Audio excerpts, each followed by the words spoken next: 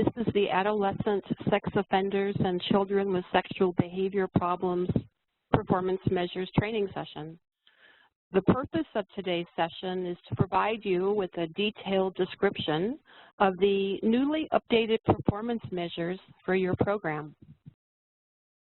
Today's presenters are Carla Prelo, OJJDP's Performance Measure Coordinator, Sarah Wazotsky, OJJDP Research Associate, Rebecca Stevens and Muniba Azam, Training and Technical Assistance and Helpdesk Specialists, and Katie McCarthy, Communications. Please allow me to introduce Carla Prelo from OJJDP. Hello, everyone. Can you hear me? We hear you, Carla. Okay. Hello, everyone. This is Carla Prelo, and I am the Performance Measures Coordinator for OJJDP. And we are excited to present our new performance measures developed over the last year and to share with you how to collect the data that's needed to enter for this reporting period coming up. So sit back and relax, jot down your questions so that when the opportunity presents itself, we can address them in the chat. And we look forward to working with you over the next coming reporting cycle. Have a great day. Thank you, Carla. We'll go ahead and start the recording now if we haven't already started it. Thank you, Katie. Welcome to the Adolescent, Sex Offenders, and Children with Sexual Behavior Problems Performance Measures Training for Grantees. Today we're going to talk about understanding ASO/CSBP data, how to prepare it, how to collect it, how to track it, and how to report on your program data. Understanding and reporting useful and accurate data is a critical component in the solicitation and award process, and it can help both yourself and your program manager gain key insights on many decision-making factors. OJJDP uses performance data to not only understand your story, but also to demonstrate outcome-based results. In this training, we will go over the revised performance measures, discussing the collecting and sharing of information that will help all of us better understand how well the ASO/CSBP program is operating. To make this session as interactive as possible, please use the WebEx chat to respond to any question that you see on the screen. Answering the question here helps us better understand your needs. What is your biggest issue with collecting, tracking, and/or reporting data? We're going to give you a minute to think about that, and then we'd like for you to type your response in the chat. If you would also like to add the name of your organization and your location, that would be great too. So we want to know, and we appreciate your response. What is your biggest issue with collecting, tracking, and reporting on the data in your program?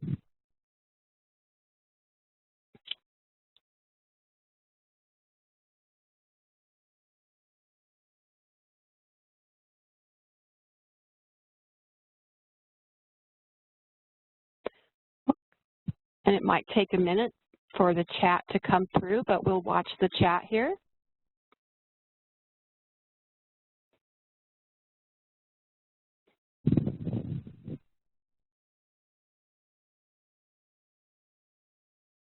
Are there any biggest issues that anyone wants to identify? Okay. Margaret, time required of staff for collecting and barriers to clients completing the data. Thank you. Okay, and Amanda, collecting data with caregivers virtually. Yes. And having enough time. Thank you, Margaret. Stacy, discharge data collection from clients. Thank you, Stacy. Okay, good. Thank you, everyone.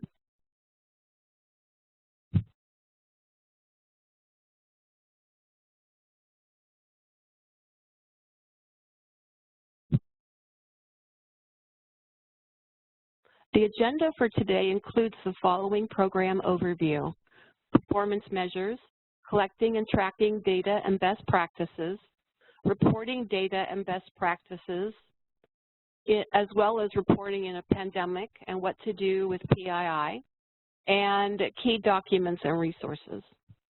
As we progress through the training, all website links mentioned will be presented to you in chat and also provided in your copy of the presentation that will be emailed to you later this week.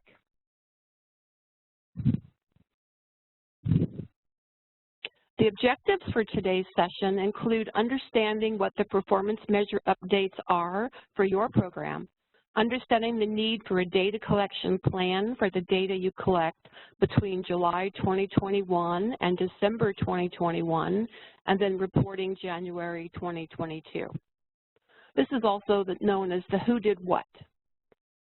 Further, you will gain understanding of the performance measure reporting due dates, also known as the when did they do that. And you are required to submit performance reports twice a year, as you know, July 30th and January 30th. Lastly, you will understand where to find supporting resources. In the showcase session we conducted last April, we talked about the newly updated performance measures as outlined in your solicitation or award and located at the OJP.gov website. This training is being presented to you to emphasize the fact that now is the time to start planning on collecting and tracking data for the July through December 2021 reporting cycle, with the goal of reporting January 2022 using these new measures.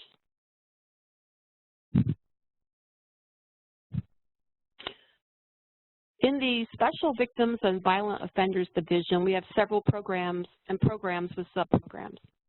The program we are talking about today is the Adolescent Sex Offenders and Children with Sexual Behavior Problems as part of SVBO. As way of background, the program funds evidence-based intervention strategies and supervision services designed to address problematic sexual behaviors and prevent reoffending. The program also provides vital support to caregivers, family members, and victims. It is important to note that not all youth who exhibit illegal or problematic sexual behaviors have a history of trauma or abuse. However, all children with illegal or problematic sexual behaviors need treatment. This program is designed to address the needs of all families impacted and to improve the response to child victims.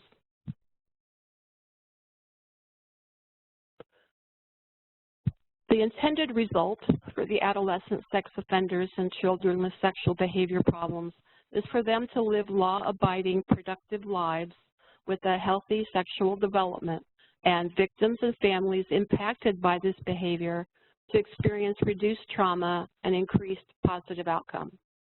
We want to be here to make a difference in these lives. This program collects data on 4 populations. They include sex offenders, ages 11 through 17, children with sexual behavior problems, ages 0 through 10, and may or may not be old enough to be formally charged for an offense, depending on the age limit of the jurisdiction. Additionally, victims, and this is any victim, adolescent or child, and parents and guardians. The program contains an OJJDP program office. Darian Hanrahan is the program manager. Jim Ontal and Jacqueline O'Reilly are program supervisors, and training and technical assistance is provided by the University of Oklahoma Health Sciences Center.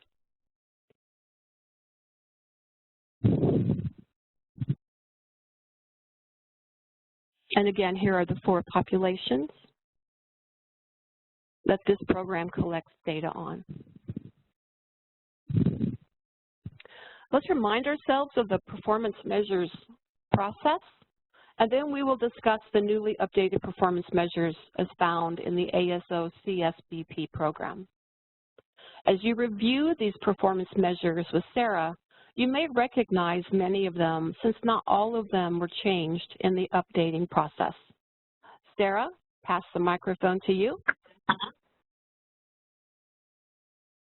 Thank you, Rebecca. The framework or logic model used to write the performance measures includes 4 components: inputs, activities, outputs, and outcomes. Inputs are program resources such as grant funding and award administration. Activities are actions that convert inputs to outputs and can be anything from identifying key personnel with access to crime and alcohol abuse data to establishing information sharing agreements. Outputs are products or services that are the result of activities such as trainings, meetings, and other.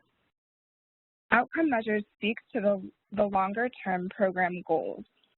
The newly updated performance measures will require changes in the way you collect data, and that's why we're here today, to ensure that you understand that you will be reporting on the newly updated performance measures during the July through December 2021 reporting cycle come January 30th of 2022, and that you have a plan in place to do so.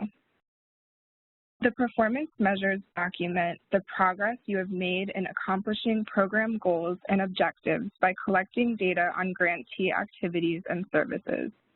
Remember, regular reporting on your performance measure outcomes establishes your program's growth. You can find your program's performance measures at this online location that's listed here on the slide.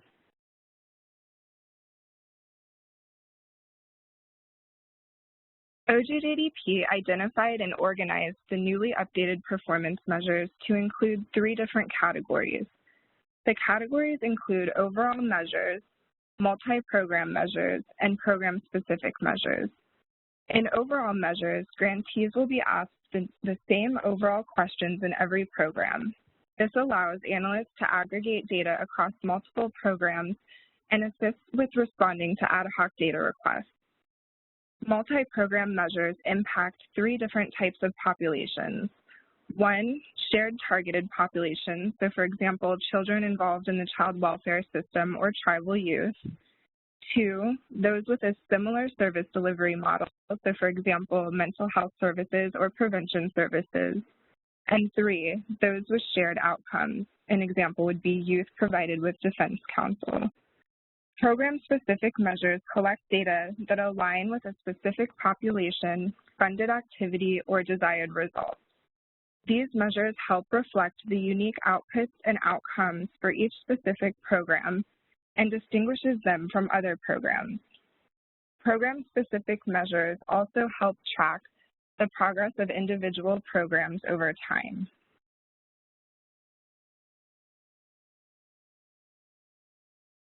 The number of individuals served by population performance measure captures the total number of individuals served, and it's broken down by the number of children, youth, parents or legal guardians, and additional family members. Since OJJDP funding is targeted to serve children and youth, the various categories of individuals served help OJJDP isolate the true number of children and youth served. This measure also captures the number of individuals who were carried over and the number who were new admissions during the reporting cycle in order to avoid duplication.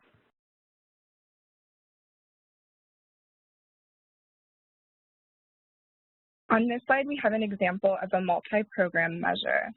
Percentage of eligible individuals served by victim services is an example. For this, the multi-program measure that you'll be reporting on will provide the number of individuals served who received victim services. This includes services targeted to assist victims, promote their safety, security, or recovery, and to help them participate in the justice system.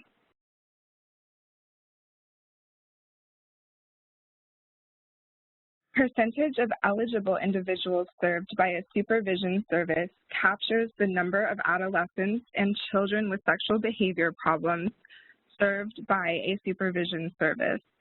Some examples of supervision include probation, youth supervision orders, youth training centers, and parole orders.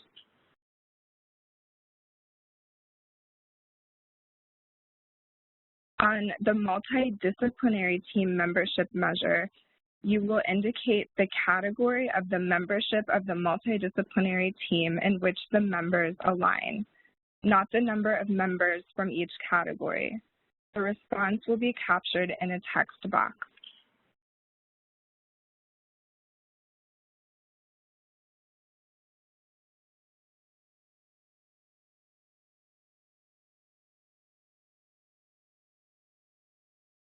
And you can go ahead.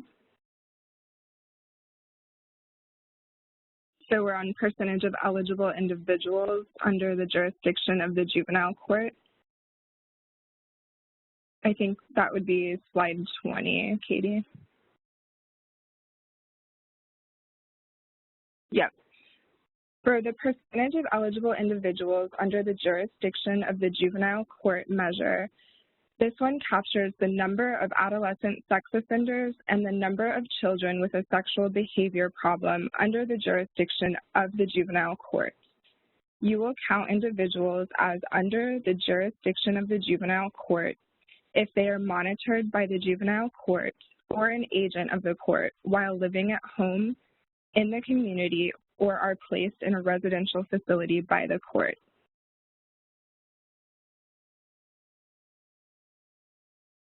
The percentage of eligible individuals supervised by a probation department measure is just a simple count of the number of individuals supervised by a probation department.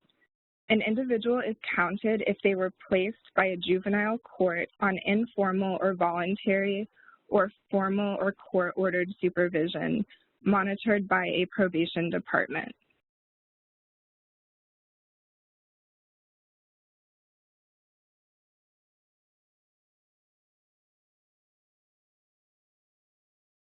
So now, Katie, we're on slide 22. So for the percentage of eligible individuals not under the jurisdiction of the juvenile court performance measure, captures the number of adolescent sex offenders and number of children with a sexual behavior problem who are not under the jurisdiction of the juvenile court. This includes individuals who may or may not have committed an offense and received diversion or a referral to treatment or intervention.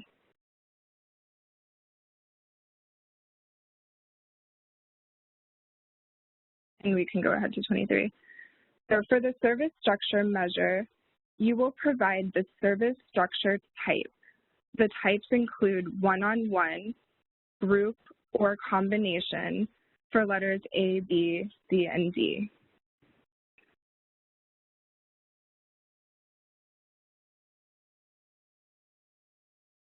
To capture percentage of eligible individuals adjudicated for a sexual offense, you will provide a count of the number of individuals adjudicated for a first-time sexual offense that occurred prior to program referral, a first-time sexual offense that occurred during treatment, a subsequent sexual offense prior to program referral, and lastly, a subsequent sexual offense that occurred during treatment.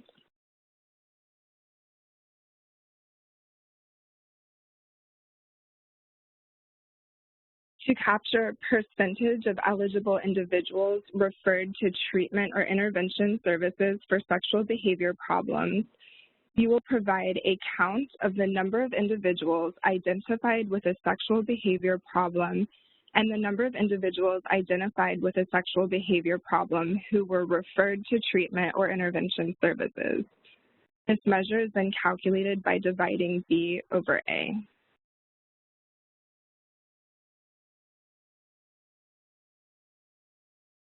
For percentage of eligible individuals who exhibited improved psychological distress or symptoms, you will provide a count of the number of children ages 0 to 10, ages 11 to 17, parents or legal guardians, and victims who received services to improve psychological health, and the number who exhibited improved psychological symptoms as a result.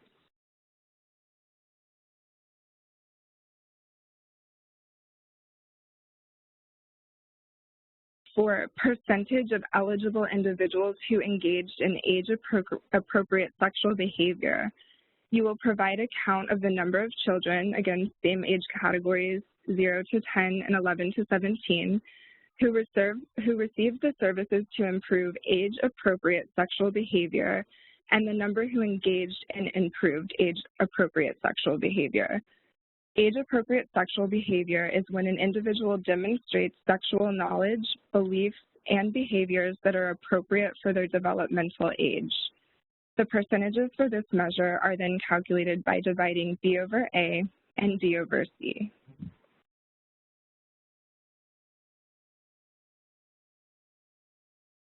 To report on percentage of eligible individuals who exhibited healthy sexual behavior in functional areas, you'll provide a count of the number of children broken down by the age categories who received services to improve healthy sexual behavior and who exhibited improved healthy sexual behavior in functional areas. Some of the examples of functional areas include understanding and sexual behavior management, relationships with peers, and emotional management and skills development.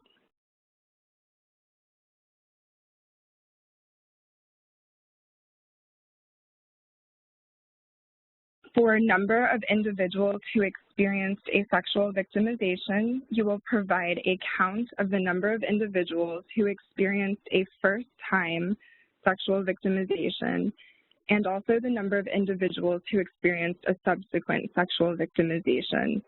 A few examples of sexual victimization include sexual assault, rape, and incest.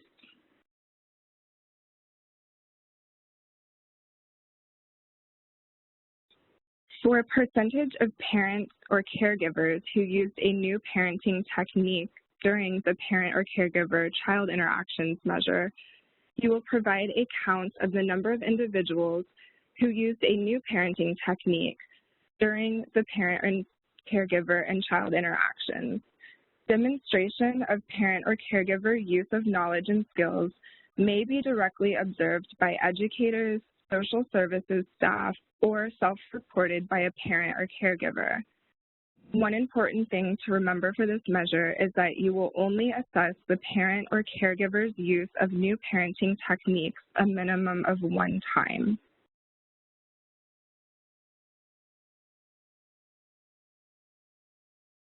And lastly, like the previous performance measure, on the percentage of parents or caregivers who use the new parenting technique to manage a child's inappropriate sexual behavior, you will provide a count of the number of individuals who used a new parenting technique to manage inappropriate sexual behavior. Again, only assess the parent or caregiver's use of new parenting techniques to manage a child's inappropriate sexual behavior a minimum of 1 time. And now I'm going to pass it back to Rebecca to go through the next slides. Thank you, Sarah. Now that you have reviewed the newly updated performance measures with Sarah, we've got a question here for you as we begin to think about planning, collecting, tracking, and reporting on this data. What is the best way to help Brenda Sokup? She's a new adolescent sex offenders and children with sexual behavior problems grantee. She's just received the newly updated performance measures. She's attended this event, and she's sitting at her desk wondering how to get started. What would you do to recommend, or what would you recommend that Ms. Sokup do to prepare for data collection in the July through December 2021 reporting cycle with reporting in January 2022? So we'll use the chat again. If you'll think about this for a moment and then answer in the chat, that would be great.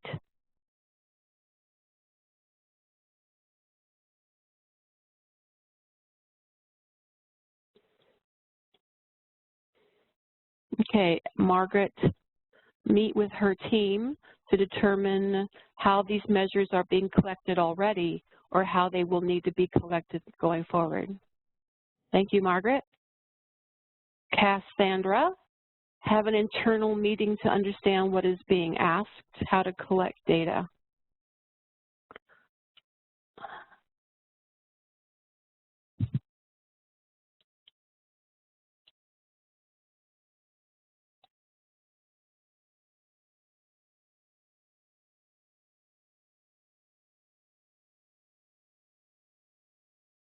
Okay.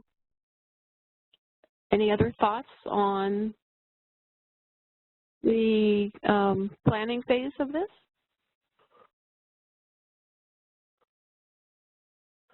Stacy, meet to update the team, ensure that means to obtain data are in place, ensure the means to obtain data are in place, and update tracking mechanisms. Okay, thank you, Stacy. Thank you for your responses. So as many of you noted, to make sure, one, that you want to save a copy of the ASO CSBP program performance measures, definitions, and questions to use and reference during planning. Another thing to do, you may want to familiarize yourself with the set of performance measures, definitions, and questions. You will notice that several of the performance measures are not new, and some have been adapted and expanded, as was pointed out, to figure out what you've been collecting before and what may need to change. Okay, so moving on to collecting data. We will now review several best practices while collecting and tracking data. Creating a data collection plan requires a good deal of pre-planning and preparation. When creating a data collection plan, best practices often include locating the performance measure for your program, identifying each question that needs to be answered, creating a plan to identify when and how you will collect that data. For example, what type of tool or instrument will you use to collect the data needed to answer a question? And has the tool been validated or used before?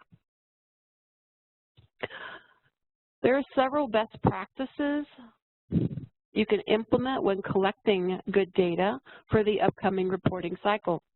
You want to be proactive in your approach. You want to designate staff for the coordination of the performance measured data collection process. You want to review the progress reporting questionnaire before entering data. And you want to ensure to designate staff and that they participate in various trainings. Lastly, you want to pay attention to communication from JustGrants. There may be opportunity to review, edit, and validate data with subgrantees before submission, if applicable.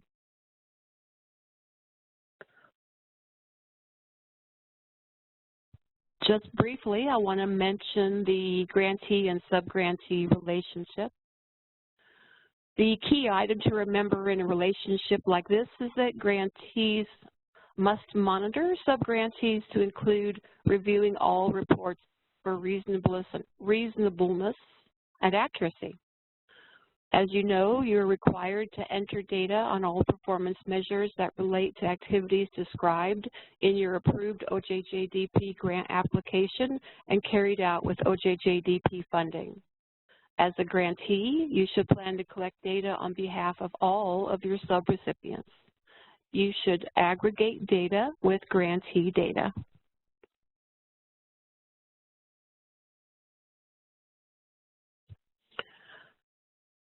Some things to think about as you plan to collect and track data include time, money, and resources.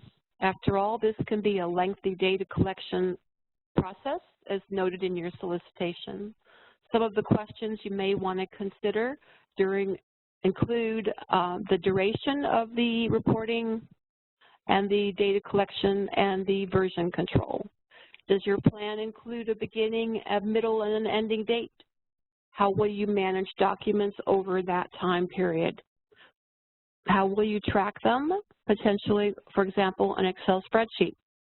Regarding location and access, how long will you store the data? Who will have access to it? And if it is stored on a shared drive, who is given permissions? Lastly, how will changes be communicated? How will the data be validated and edited if applicable? We will now review several best practices during reporting.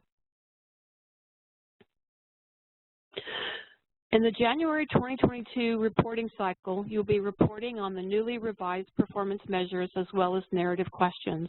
Narrative questions provide you with the opportunity to answer or address these topics. What do the numbers you reported on in your performance measure actually mean on the ground? How does your work impact your community? You want to use the narrative to walk the reader from the numeric output to the tangible outcome. And you want to use specific and detailed concrete examples to illustrate your point.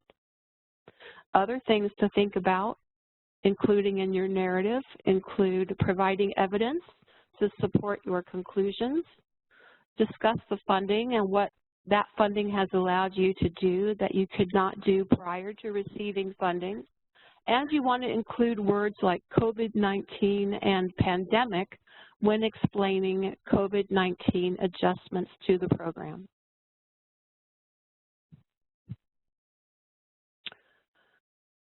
Best practices for reporting on common issues arise since you're required to respond to every question. If a measure does not apply, you can enter a 0 value and then add an explanation by selecting the comments field in JustGrants. A brief description such as we are still in our planning period or there was no activity during the reporting cycle are acceptable responses. Avoiding duplication and count can be very challenging. Having more than one person review the data, for example, a program manager at a site visit, can help ensure duplicate data does not exist in your reporting. And as you know, as noted earlier, reporting is award-based.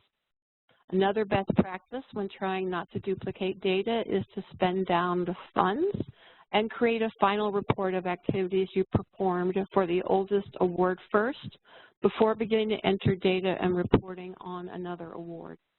If this is not possible, prorate your quantitative data according to the amount of each award. Further, you want to contact JustGrants with any concerns related to error messages found in JustGrants. You can save your data and resume data entry at a later point in time in JustGrants. And for more information on this, you can visit the YouTube video using the link provided on the screen.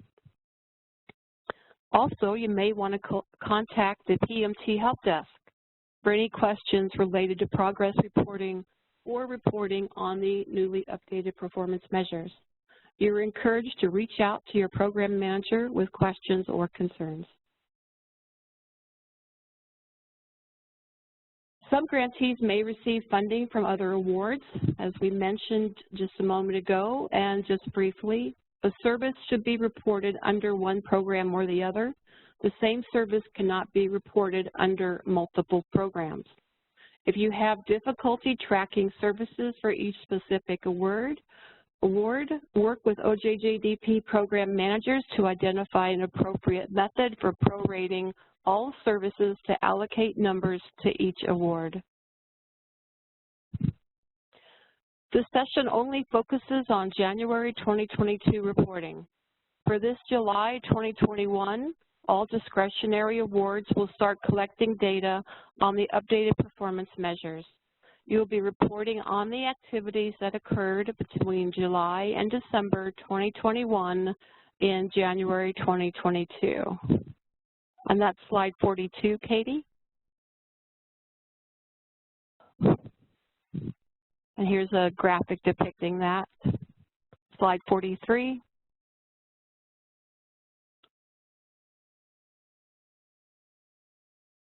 Collecting and tracking data that contains personally identifiable information, or PII, should be done with considerations towards the Privacy Act of 1974. Broadly stated, the purpose of the Privacy Act is to balance the government's need to maintain information about individuals with the rights of individuals to be protected against invasion of their privacy. You only want to collect the data that you need. If you are using printed materials, you want to keep sensitive PII in locked desk drawers, file cabinets, or a similar locked enclosure. And when using sensitive PII, you want to keep it in an area where access is controlled and limited to persons with an official need to know. Let's talk about reporting in a pandemic. You should complete progress reporting to the best of your ability and submit it before the deadline. Every progress report form includes a narrative field or multiple narrative fields where you can provide additional information about the data. Use that space to explain any incomplete or missing data. You're encouraged to use the narrative field that asks for additional information about the effectiveness to describe COVID-19 related adjustments to programming and other activities not captured elsewhere on the form. I'd like to pass the microphone to Muniba Azam, who will talk about resources. Thank you, Rebecca. Now we will briefly go over resources and where to find the systems. The PMT Help Desk is available to help you with any questions you may have about responding to the progress reporting questions or performance measures. You can contact them by calling the number on the screen or emailing OJJDP PMT at ojp.usdoj.gov. However, for a faster response, please consider emailing the Help Desk. OJJDP PMT Help Desk contact information is available on the screen. Office hours are Monday to Friday, 8:30 a.m. to 5 p.m. Eastern Time, except for U.S. federal holidays. The PMT Help Desk returns emails and phone calls within 24 hours, so please don't hesitate to leave a voicemail or email even after business hours. Regarding communication surrounding JustGrants, if you have questions about the JustGrants system, for example, accessing the system, please call the number on the screen between the hours of 5 a.m. to 9 p.m. Eastern Time and Saturday, Sunday, and federal holidays from 9 a.m. to 5 p.m. Eastern Time. If you experience any issues with JustGrants, please contact the JustGrants system. For JustGrants login information, such as instructions on locating, completing, and submitting performance reports in JustGrants, please go to ojjdp.ojp.gov to view the video available on the screen. You can also log into JustGrants at justgrants.usdoj.gov. Back to you, Rebecca.